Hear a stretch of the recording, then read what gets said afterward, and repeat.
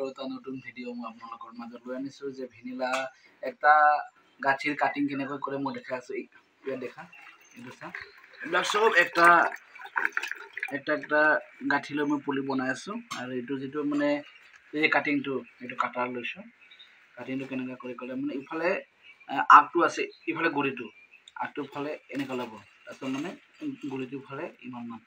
এইটো বেছি দীঘল নহয়, জাষ্ট মানে আধা ইঞ্চি ল'ব পালে মানে এইটো অকণমান গুৰিটো অকণমান আৰু আধা ইঞ্চিটো অকণমান দীঘল কৰিব। তাৰপিছত পাতটো ইমানমান থৈ দিব, বেছি নহয় আৰু এনেকুৱা চাইজটো। ঠিক আছে, আকৌ এটা দেখাই দিছোঁ এনেকুৱাকৈ এইটো ইফালেও এইটো প্ৰচেছত এইটো চাই ইমান ধুনীয়া পুলি এটা আছে, ইমান ধুনীয়া কাটিং, এইবিলাক চব কাটিঙে আছে। আৰু মই এই কাটিংটো কেনেকৈ ৰুব লাগে মই অকণমান দেখাম। ঠিক আছে, চাওক এটা গাঁঠিৰ পৰা মই কেনেকৈ লগাম। ইয়াত চাওক এনেকুৱা চব এটা গাঁঠি হয়।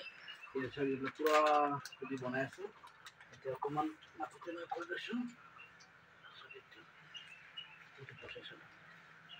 আৰু এটা দেখাইছোঁ। এইটো অলপমান মানে মোবাইলত কিবা ওচোৱা না এইটো বস্তু এনেকৈ ফুটা কৰিছোঁ, মানে ইমানমান পুতিব লাগিব। আৰু এইটো শিপাটো আগৰ পুৰণা শিপাটো ইমানমান পুতিব লাগিব। ঠিক আছে,